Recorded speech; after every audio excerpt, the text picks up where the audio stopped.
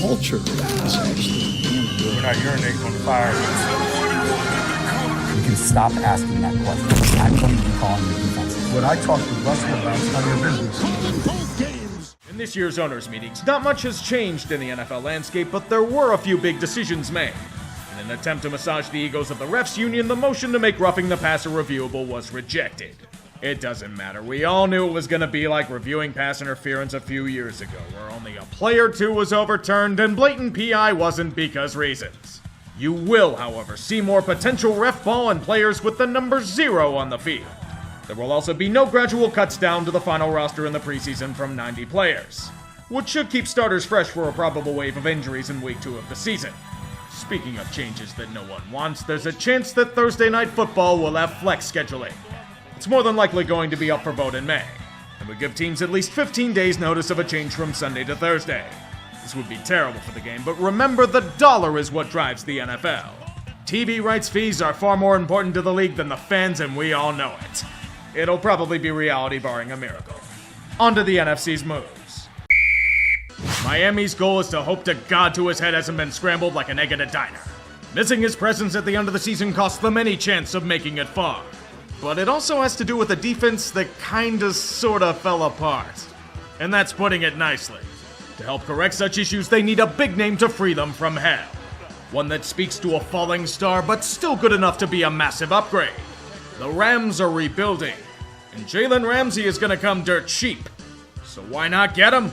As a foil to Xavier Howard? It works.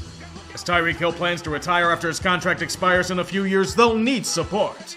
Jeff Wilson Jr. and Raheem Mostert coming back aren't enough. Miami needs motherfuckers. And one's a free agent from New York. Do I even have to mention his name? Legends like Mike White don't grow on trees. This is even better than getting Jalen Ramsey. A tale of two teams. One with two under center and one without. As trendy as it is to criticize him, the Dolphins are a significantly better team with Tonga Vailoa. But will he be able to stay healthy this time around? Concussions are prone to repeat after the first one. Protecting their man will be at the forefront of every conversation. With the weapons they have in their arsenal, it'll be a deadly force if healthy. Their offensive line has improved at the very least. It's nothing special, but it's better? Yeah, that's a go. They've tried the same thing with the defense. Perhaps not cover zero blitzing every single drive will help with that. So would Jalen Ramsey, but he's become an Apple product. A name brand that breaks down way too often. Take him to the Genius Store and we'll see you in December. Hopefully nothing else falls apart on them in the process. Speaking of falling apart, the Christian Wilkins negotiations have reached an impasse. You can afford them, right? One word comes out of my mouth in regards to the AFC. Stacked. It's going to be a goddamn bloodbath in this conference. And it can be argued whomever makes the Super Bowl will win it outright. Regardless, predicting anything is somewhat of a coin flip. In the AFC East, regardless of competition, the Bills are still the best in class in my opinion. AFC North, barring more injury to Joe Burrow, Cincy takes it with their elite offense. The AFC South, it's Jacksonville's to lose. They have to win it by default, right? Although we did say that about Tennessee last year. And the AFC West is a Kansas City affair. As usual. Wild cards, though, they're really hard to gauge. Pick them out of a hat, I guess. Ravens, Chargers, and Jets. Why Jets? Because this is usually how ridiculous it tends to be. Sue me. I'm sorry for all the teams I jinxed as always. I regret nothing. Herbert versus Tua.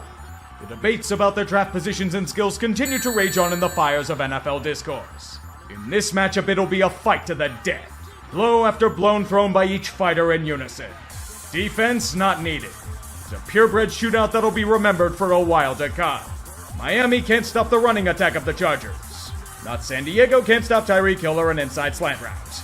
Birds of a feather. And more alarming for both since they've tried everything to fix glaring issues on those fronts. What we get is a back and forth affair. Tension aplenty as the lead switches sides frequently. However, one side is a glaring weakness. And that man's name is J.C. Jackson, currently wanted in LA for theft of millions of dollars. The final play of the first half is masterpiece. Dumbass committed blatant PI on a receiver surrounded by three other Chargers with no time left. That spot foul got Miami into field goal range, and they converted their fuck up. In the second half, Jackson was deliberately targeted on the field. Dude covered as well as tattered loincloth. No wonder why he was benched. Tua proved to his haters he couldn't throw by skying the ball for over 400 yards. 200 of them to Tyreek alone. Dimes on top of dimes. A performance for the ages. Capped off by a final drive of legend. Wajacoma is in the backfield. And they go to the end zone and caught. Hill, touchdown! If only they didn't miss the extra point. You'd believe the Chargers would respond, but that would imply they weren't cursed by demons. The offense sputters because they panic when Miami manages to blitz them. The one time J.C. Jackson doesn't let a receiver catch the damn ball. If he doesn't fuck that up, the Chargers win. Every time they snatch defeat from the jaws of victory becomes even more unbelievable. Football is definitely back. The Patriots better be thankful Belichick hasn't lost his defensive mastery. If it weren't for that side of the ball, New England would be getting blown out most games. How out of sync they look when holding the football in the first half. They should be thanking the gods they're only down to Miami 17-3 at half. The only offense happening are Patriots fans being cancer. And is that really a revelation? Regardless of that, we're cursed to the same damn script as last week. The defense solidifies with outstanding play, and Mac Jones overcomes the horrors that the Patriots unleash on him to get back in the game. Tua haters proceed to salivate with an underthrown pass that's picked off. But do next to nothing with it as Raheem Mostert takes advantage of bad safety play to rumble for a touchdown. Not a problem for Mac, though. He knows who to target. Eli Apple. At least for some of it. A touchdown to get them within one score does the rest. The question is, can they get another chance? Thankfully, a botched snap on a 3rd and 1 and a botched kick that goes wide gives them such an opportunity. The time of judgment has come upon the Patriots. Do or die time. Here comes Chubb. Jones throws. It's caught. The safety flips it back. It's brought in by Strange, the offensive lineman. It happened again. A turnover by literal inches. Good God, that's deflating. If I had a nickel for every time that's happened to them this year, I'd have 2 nickels. Which isn't a lot, but it's weird it's happened twice in 2 weeks. The ride never ends, Denver. You sold your souls for Russell Wilson and Sean Payton. The punishment will be Vance Joseph. I don't know what the hell happened with Mike McDaniel when he was a ball boy in Denver, but he didn't just want blood. He wanted entire ancestral lines obliterated. Did they pull pranks on him as a child? Did they scar him? This wasn't a game. This was a man patiently awaiting his chance to exact revenge for repeated slights. The Miami offense literally steamrolled over an entire Alpine village. An unstoppable wall of fire that incinerated everything in its path. Broncos fans thought last week was agonizing. This was so much worse than that. The Dolphins are in an infinity loop. Mother of God. They're still obliterating this defense with their backups. Their corpse has been infested with maggots and necrotizing from decay, and McDaniel is still beating the shit out of it! 70 points. That is not a typo. Miami walloped the Broncos for 70 points, the 3rd most in NFL history. Over 700 yards of offense. Locale of the week isn't even a contest. Denver, you get this in a complimentary scoregami. I haven't seen horses get slaughtered this badly since World War I. So the answer seems obvious. Sean Payton is not the answer this team needs. Game of the week? Yeah, sure, the Bills say to themselves. Their quest to destroy everything in their path after the great humiliation continues on. The Dolphins supposedly have a great offense? Well, Buffalo can do one better. Actually, far more than better. The Dolphins talk about having a cheetah while the Bills are an actual cheetah. Whatever defensive attack Miami could muster was no chance for Josh Allen's ascension to Fire God.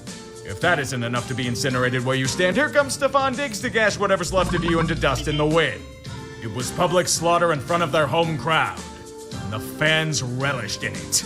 This is supposed to be the best opponent the league can offer? They want a real challenge. Even DeMar Hamlin's back as a dressed player. Just give that guy comeback player of the year right now. The only cost of victory is in Tre'Davious White. He suffered another serious injury, oh god damn it. Daniel Jones is the NFL's Mr. Potato Head. Every time he gets sacked behind that shitty O-line, pieces of his body keep falling off him. Bad news this week, Giants. Wink Martindale's been waking up in a cold sweat. He walks into his master bath and silently weeps in front of his sink. His defense is up against the Dolphins. They can score on teams at will. And New York doesn't have a game-changing answer to stop the likes of Tyreek Hill or Devon Achane. The sad part was that Wink's unit did their job by making incredible splash plays. They forced the Dolphins' offense into 3 critical turnovers, including a 102-yard pick six. They made Tua throw some really shit balls. Yet with their offense without Saquon, they can't take advantage of it. There's nothing here. They can't get anywhere close to the goal line. And against Miami's firepower, you're fucked.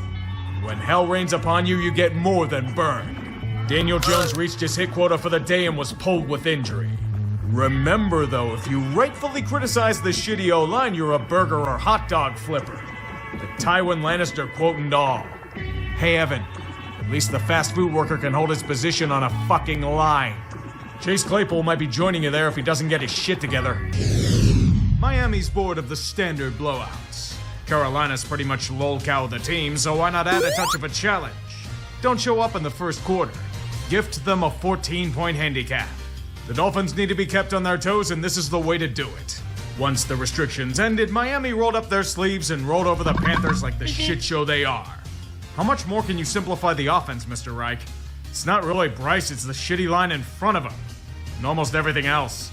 They can only watch in awe as Tyreek burns their secondary repeatedly. And then get flagged for taunting and fined for the awesome celebration. This game went from competitive to over in about as much time as the Dolphins' offense takes to rev into overdrive. The secret is that it doesn't take long at all. Miami, I personally wouldn't recommend getting into this handicap against other teams you play. They won't be as dead on the inside as the Panthers are. I forgot to do this last week, so let's get this out of the way. The 72 Dolphins stand alone for another year. Sure as hell not tonight, though. Even when Philly wins, we still feel unimpressed. It's not in the score, it's in the ways they're winning. Doesn't feel like the Eagles are anywhere close to what they could be. I know you're gonna say it's Miami and they're a really good team, but the Dolphins have only feasted on shitty opponents.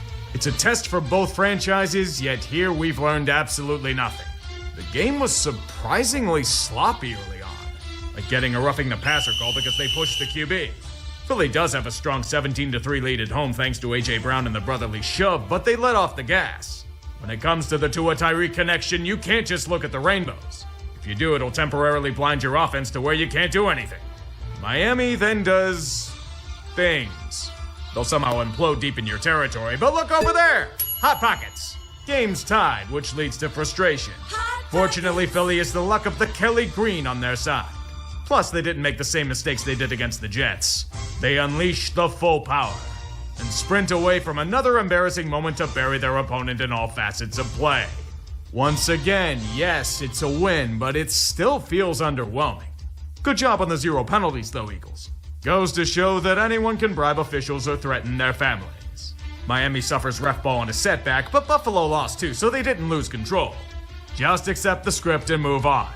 Philly, you've also won Kevin Byard to aid your ailing secondary. Home game against the Patriots, automatic win for the Dolphins.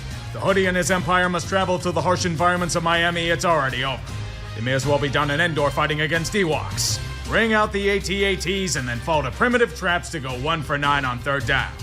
Despite having the early advantage. This is the New England way.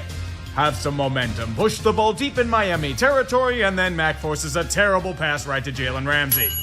Wait, Jalen Ramsey's back? Thought he was supposed to be out until mid-December. The football world is full of mystery. Like how the Patriots continually frustrate everyone in their fandom with their repeated tripping on landmines.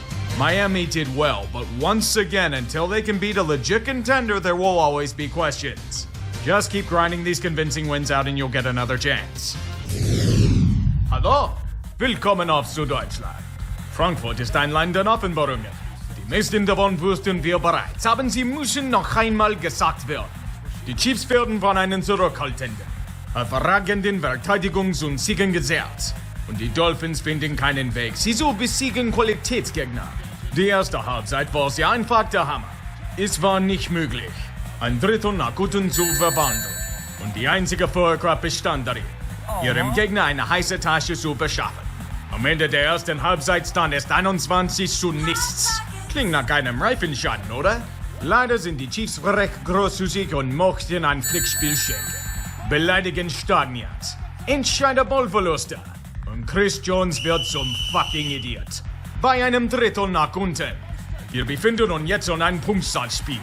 Allerdings kommen die Dolphins einfach nicht über den Berg hinweg. Ihre Beleidigen gehen sind Stocken, obwohl Kansas City unter Matt Nagy leidet. Miami, du hattest die Schuss. Alle Ersalugen über dich zu binden. Aber es endet wie das letzte Stück. Verpfuscht. Kansas City entkommt in letzten Minuten.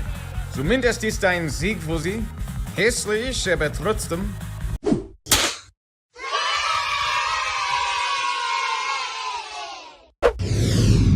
Raiders' miracle run continue against a non-New Jersey team?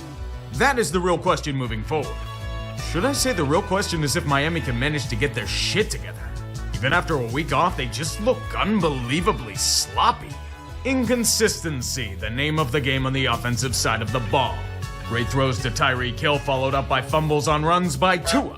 Deep drives to the red zone undone by stalling out at the 1-yard line. Countered with another impressive drive and touchdown to Salvon Ahmed, and then countered again with another fumble. An arm punt by Tua to start the second half of play. Shanked field goals. Over 400 yards of offense mean nothing if you go 3 for 11 on third down. The Raiders have a legitimate chance to steal this game away. And it's somehow being stopped by the Dolphins' defense. Odd because Aiden O'Connell takes one step forward and about 2 back with bad interceptions. The Dolphin offense is surprisingly sluggish for the rest of the game because their opponent is playing their hearts out. But a 7-point lead seems insurmountable to Las Vegas. AOC and Josh Jacobs can do nothing against this defense. The Raiders in general can't. Every shot they have is undone on fourth down, stuffed by a Dolphins team desperate to win. Yet they keep getting chances. And since they're only down by 7, tension fills the air in Miami. Good time. Going deep. Looking for Tucker. Intercepted. Another one for Ramsey. You knew that the Dolphins defense could bail out a bad game by the offense. That's a nice Uno reverse card this time around. Sorry, Las Vegas, you fought hard, but you just didn't have enough power to overcome your opponent. It happens. Better luck next time. On an interview recently, Tom Brady bemoaned the incredible amount of mediocrity in the NFL today. Not only am I going to say that he's one of the major people responsible for the state this league's in, he was too nice in his assessment. The level of shitty play I've seen in the past few years makes me wish for mediocrity. A good chunk of these games have been unwatchable. Black Friday, what a great day for football. I can't wait to sit down and watch Tim fucking Boyle start at quarterback. Somehow, someway, the terrible Jets offense got even worse. Colin Kaepernick, 7 years out of the NFL, would have unironically been a better option. Hell, Vinny Testaverde would have probably been better. The Jets defense is the only thing keeping them relevant at all. Thank you, Tua, for gifting easy picks on out routes to them. But you know what? I should be more positive. Tim Boyle can say one thing to his grandkids someday. Meanwhile, he just tries to get away from everybody, throws it into the end zone, into a lot of traffic, and there's a pick on the other side. And coming back from the end zone is Holland, and Holland is out to midfield, and Holland is inside the 40, and Holland is inside the 20. Can you believe this? He threw a 99-yard touchdown pass in the NFL. This is peak Jets. A rubber stamp of complete fail that comes once in a full moon and epitomizes why this team should contract. They threw everything at a golden goose that tore his Achilles before he laid eggs thanks to a terrible offensive line. What do you get with an all-in push like this? Jet sweeps off the damn field. A microcosm of the New York fucking Jets. Lolcow of the Week, this is a Lolcow of the Year nominee. Anyone who's a fan of this team should be entitled to compensation. Raising your kid to be a Jets fan should be classified as child abuse. Miami won, but America lost by being addicted to shitty football. The Dolphins have still proven nothing, but it doesn't matter. Robert Saleh and Joe Douglas have no answers and are going to be sent to the guillotine, justified or not, for this failure. Woody Johnson loves him some good scapegoats. Nothing surprising of note happened here. Miami did what they do best. Beat the ever-loving shit out of garbage opponents with a high-flying offense. Tua to Tyreek flying in the air for an easy delivery of 6 multiple times in this game. The only thing smelling good in this Commander shit pile is a tasty pick 6 to Andrew Van Ginkel. An absolute shellacking which merely reinforced every single trope about both teams. All the way down to the scoregami. Ron Rivera isn't just done, he's being walked to the back shed by ownership at this point. What the fuck even is the defensive game plan for the commies? Playing Space Invaders? So bad even Jay Gruden's shooting arrows across the damn nose. Incompetence and corruption in Washington. Who expected anything less? We've only got 5 weeks left in the season from hell itself. That means the playoffs are about to be seen as we crest over the hill. And then the race to the finish will truly begin. The AFC is a mosh pit as we all expected. Right now, Miami is the current number 1 seed by tiebreaker, despite questions that linger. Baltimore, after their bye week, is slotted at number 2. Kansas City and Jacksonville, after some rough losses at home this past week, are the final division leaders at 3 and 4. The 3 wildcard spots are bunched up, as the Steelers, Browns, and Colts are all 7 and 5. The Texans are also 7 and 5, but the first team out.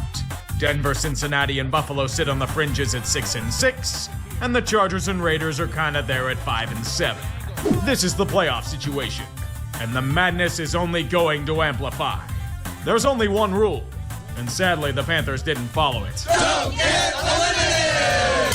I'm calling both games. Miami's running out of gas. Their high-flying attack isn't exactly high-flying when everyone and their mother's going down with injury. Every time I tuned in to watch this game, another player was on the ground wincing in pain. The Dolphins are down 4/5 of their starting offensive line. They're playing with a backup center, and the worst-case scenario has happened. The Cheetah's been poached by defenders. Even Waddle and Tua are flirting with the damsel known as injury. This game has proven one major fact. Miami runs through Tyreek. Without him at full strength, the offense straight up dies. In fact, both offenses are dead. Both Tennessee and Miami keep falling on their face in the red zone. At least the Titans are starting a rookie and are having growing pains. Why are the Dolphins reinforcing stereotypes? You're tied at 13 against a team lost in the abyss? Press the panic button and let the chaos fly. And Tennessee takes these opportunities and collapses on themselves. See, Titans, this is why you're completely irrelevant in the grand scheme of things. Miami's up by 2 scores. Yeah, this game's over. Oh no. Miami? What are you doing? You're up by 14 in the waning moments of the game. You're supposed to play defense to hold the lead. They turned it back into a 1-score game in a nanosecond. And we're favored by 2 touchdowns against these fuckers. The Titans are supposed to be dead. Mike McDaniel's offense doesn't have an off switch. Why in the good Lord's name is your defense turned into an Aaron Glenn unit? Does anyone know the Heimlich maneuver at Hard Rock Stadium? Is Stephen Ross betting on the Titans' money line? Someone stop them! Henry cuts it back, dives and scores, and Tennessee has tied it up. Oh my God. I didn't know Miami cosplayed as the Falcons. To call this a joke is insulting to the term itself. This was a Chernobyl-style meltdown. A game that was all but won fumbled away in hilarious fashion. They made Will Levis look like a franchise quarterback. They gave their rivals life. I don't exaggerate how much they blew it. Before this moment, teams that were down by 14 with 3 minutes left were 0-767. This was only the 5th time this has happened in the 21st century. An unprecedented collapse deserves an unprecedented honor. 3 recipients of Lolcow of the Week. No, the Dolphins aren't frauds. That's a slap in the face to everyone that is one. Titans, thank you for your gift to the meme world. Now watch as Buffalo ends up winning the division. You had an opportunity, and you blew it. Well, this is gonna take a bit to sort out. Scriptwriters are generating so much hope that it could power a small town for years on end. A mediocrity carousel that'll make your head spin. The age of upsets brings us endless mosh pits. In the AFC, the Ravens seem to be the only team capable of separating themselves from the rest. Miami had a chance to match them, but they choked and are stuck at number 2. But that's only because the Chiefs and Jaguars have been in a state of freefall as of late due to a variety of reasons. The first wildcard spot standing alone are the Joe Flacco-led Cleveland Browns. Gotta love overcoming adversity. Speaking of adversity, the Steelers have self-imposed it on themselves, yet are somehow bullshitting their way to the 6th seed. Even zanier Indianapolis holds the final spot by tiebreaker. It's a 6-way tie for 2 spots. The Texans, Broncos, Bengals, and Bills are alongside them fighting for a chance to move on. Welcome to the mess, kids. We've got 4 games left. Only 1 spot's been clinched and 2 teams are out. Buckle up. Keep your hands inside at all times. And one more thing. Don't get eliminated! Miami is the classic schoolyard bully. Find the pipsqueaks in the playground and pummel them for their lunch money. No Tyreek Hill for Miami, no problem. The Jets are absolutely destroyed in every conceivable formula. Their quote-unquote offense needs no explanation. Zach Wilson was sentenced to die by a Dolphins group seeking vengeance. Their O-line merely a swinging gate seemingly pissed at him for not buying them Rolexes for Christmas. Their defense has been carrying for so long they just said fuck it and checked out. You know something? I don't blame them at all for quiet quitting. The Dolphins just walked in and smashed the rubble into a fine powder. That rubble had a Zach Wilson clinging on to life in it, so he's out for Trevor Siemian. Tell me, is generating a hard-earned 4 yards at halftime against a defense that collapsed last week good? It's hard for me to tell. Not only buried alive, but covered in flesh-eating bacteria and left to be consumed by maggots. The only image burned in their heads as they erode to nothing is Stephen Ross doing the waddle. Aaron Rodgers is gonna come back to this? Yeah, fucking right. Another tick of the clock is passed. And while several teams have secured tickets to the dance, there is so much more at stake in this final stretch. The first seed in the AFC is all but Baltimore's to gain. Barring a sudden skid, they'll be getting a needed first-round bye. Miami and Kansas City have a chance, but will need a lot of help for it to happen. The AFC East is still a contest, mostly because of Miami's choke. If the Dolphins lose these next 2 games and Buffalo wins them, it would set up a Week 18 clash for all the marbles. The AFC South is the next premier destination. With Jacksonville's recent slide, there's a 3-way tie for the title. However, the Jags still control their own destiny in this regard. The Texans and Colts have roughly an even chance of claiming it for themselves. The wildcard situation is still murky. Cleveland's win has all but guaranteed them a slot, but there's still a 4-way tie for 2 spots. Cincinnati's still rattling off wins, Indy and Houston are defying logic itself, and the Bills are coming in red hot. Pittsburgh and Denver are all but out due to recent defeats, but still have an outside chance. I wish you all good tidings and safe travels in this final week of 2023. Christmas season is hectic, but these holidays get more special with age. Enjoy your time with friends and family, cherish what you have in life, and do me one favor, please. Don't get eliminated! Ladies and gentlemen, may I present to you the Fraud Bowl.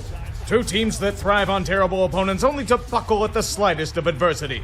Only one can maintain their bragging rights for this auspicious title. Will it be Miami, who hasn't won against a playoff caliber team all season? Or will it be Dallas, who is weakened outside of AT&T Stadium? Neither team wants to be crowned with the thorns of faux contention, and they'll make it a strong duel to the very end. There's one concern that needs to be addressed for the Cowboys, though. They're awful on the road. In their travels, their home cooking goes sour. Whatever strengths they have are exposed to the cold winds of reality. That brilliant pass rush can't do a damn thing to generate pressure, only accruing 1 sack against an O-line full of backups. It's honestly pretty standard Cowboys. Need a win to assert dominance, yet fold like a stack of cards. Whatever their concern, whatever they throw at Miami, nothing holds. They just can't get into that extra gear they flashed throughout the season. All that's being traded by both teams are field goals despite the efforts of Dak and CD. The 6-point deficit, Dallas needs to make sure they can keep up with an easy Eagles schedule. They must pounce on the opportunity. They do get a little help from the Zebras, but in this scenario, don't ask questions, just take the touchdown and run. They have a 1-point lead in crunch time. The defense just needs to hold.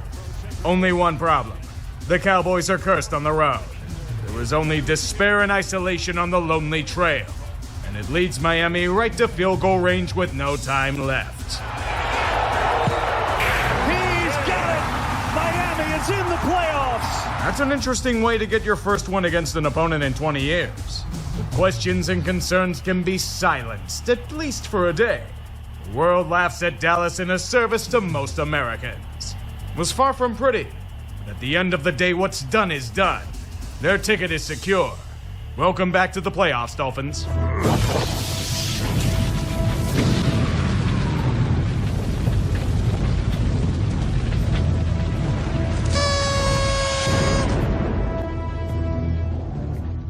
2 more weeks to go, yet we have solved next to nothing. A few more pieces have moved into position, but very little set in stone. 2 teams clinched, 2 more eliminated, yet there are still 10 more teams that need to be cut off from the pack. Only 2 real contenders remain for the number 1 seed in the AFC, Baltimore and Miami. Conveniently, they play each other next week. The winner of that matchup likely decides the first-round bye. Yet Cleveland still got a very slim chance to claim it. I don't know how, but life is strange like that. The AFC East has no change, but Miami clinches it with a win or Buffalo loss. Any other outcome will set up a Week 18 matchup for the crown and its spoils. The AFC South might be the real tank division. Everyone lost. Same scenario as last week, with Jacksonville still somehow controlling their own destiny. Don't fuck up against Carolina. The wild cards are still a hot mess. Cleveland is all but a given, but Buffalo has escaped certain humiliation with a strong run of form. The 7th seed from hell is still Indianapolis's domain. But the Texans, Steelers, and Bengals are clinging on to their rear bumper. Denver's devastating losses all but knocked them out of contention.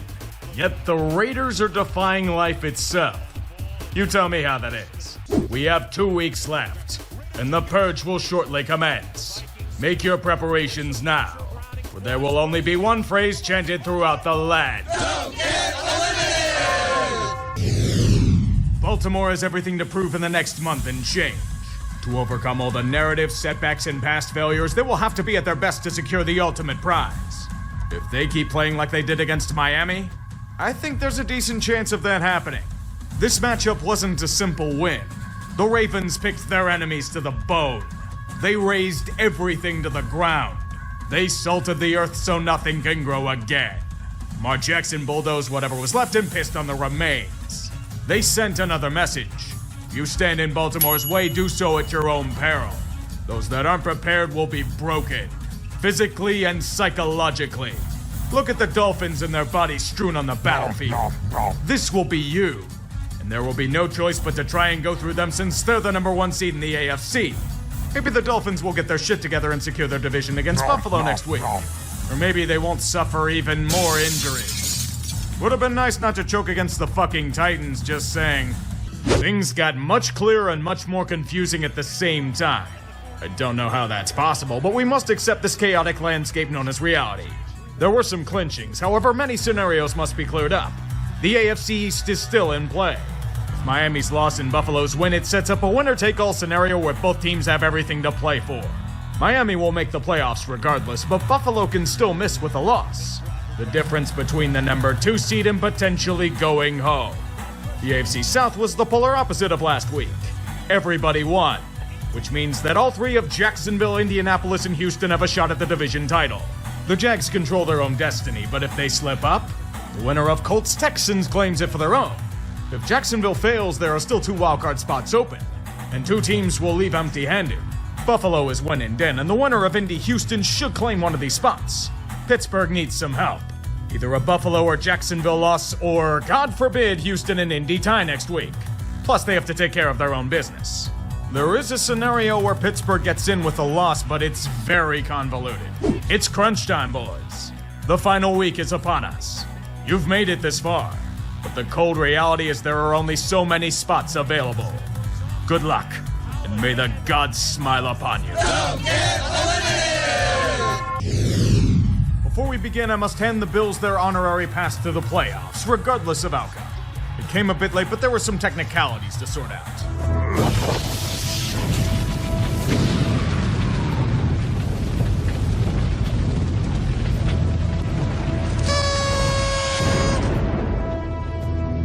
This produces a touch of pressure on Buffalo, but this matchup is for the AFC East.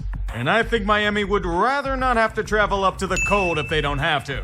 Even if the Bills win, I've been thoroughly unimpressed with them. The mainstream media's been parroting that they're this sleeper team headed into the playoffs.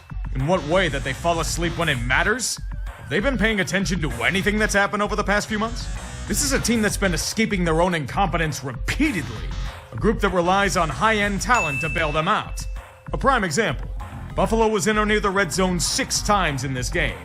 They only scored points on 2 of them. The rest were self-inflicted wounds. Either Josh Allen becomes fire god or he burns himself up repeatedly with turnovers. Or they get way too over-aggressive and don't take the damn points before half. It's frustrating because with the way they dominated Miami, this shouldn't have been anywhere near a contest. The Dolphins are destroyed, yet they keep getting chances at life. Buffalo's begging them to do something with it, but trusting to his arm has backfired on them. You should be leery of both teams. But at least the Bills got bailed out by talent and broken plays. Can you tell I'm not bullish on them? Somehow managed to win the division because Miami is crumbling at the seams. Even in their final chance due to Buffalo's arrogance, Tua's haters rejoice with a pass thrown into double coverage to seal the game. Seriously, you're trusting Chase Claypool with a final drive?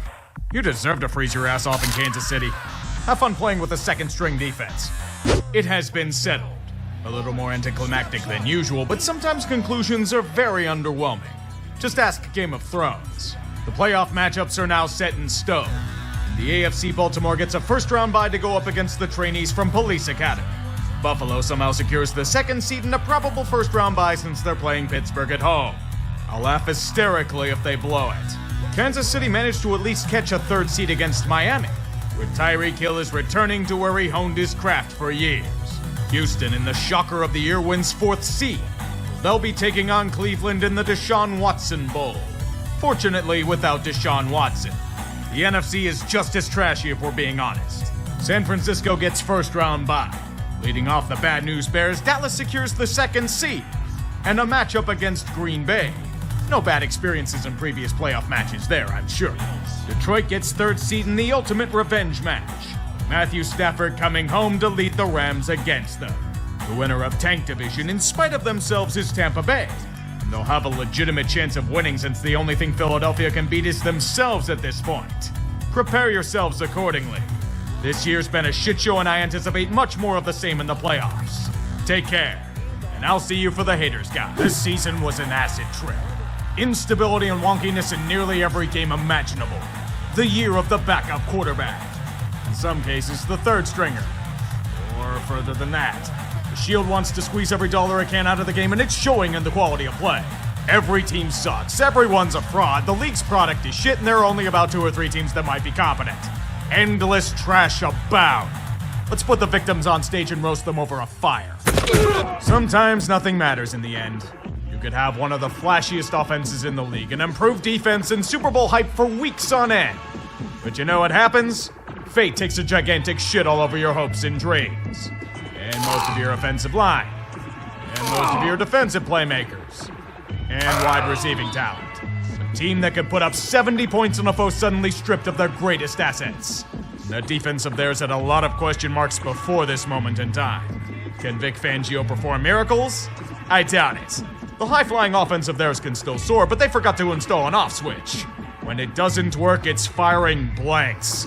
Remember the Titans? Denzel would facepalm at that collapse. The smell of death is in the air. Its putrid stew just added a blown AFC East Division title to it. The haters think you're a Tyreek merchant, Tua. They think you're a system QB, Tua. They think you're Nick Mullins with a Polynesian flair, Tua. Will you prove them wrong? When you reach that final gauntlet, you have to find that extra gear. Despite how it may look on the surface, considering this year has been full of unpredictability on any given Sunday, I'm expecting some rather unusual results. I look forward to the memes. And yes, I know none of you are looking forward to this next segment. So who do I curse with the jinx this time around? Should be easy, but I'm starting to overthink this because why go after the obvious picks? It feels like it's bait. I don't know why, but it's gonna lure me into a trap. Knowing how every team has glaring flaws, I'm just gonna say Cowboys versus Chiefs. Why? Because nothing makes any goddamn sense. Just roll with it. I'm trying to as well, boys. 2 words best describe these playoffs. Fuck you. Fuck your feel-good stories. Fuck your narratives, and especially fuck likability. That shit doesn't get you to the promised land. Wins do. It's been a playoffs full of blowouts and humiliation, but it marches on all the same. Nearly everyone's pissed at the outcome. You know what to do. Start mining salt. The Sharks were smelling a fraud in the water, and their dismantling is a yearly tradition. Dolphins being killed off, vacuum-packed, flash-frozen, and sold off for $10.99 a pound at your local supermarket. Can't beat a competent team not named Dallas, and they can't win shit once December hits. The division hopes going cold results in freezing solid in Kansas City. Negative 30-degree wind chill, which is better than how Miami looked in their wildcard game. They were as beloved as the Peacock broadcast, as lifeless a performance as you'll ever see, flailing around on the ground begging for death. This wasn't even a challenge. They need to ask themselves some serious questions in the offseason. From the offense that lacks an off switch to Tua going limp when it matters to Mike McDaniel morphing into Cliff Kingsbury with every screen pass, is this team going to do anything with this core? If things go south early next year, the axe might start swinging in a hurry.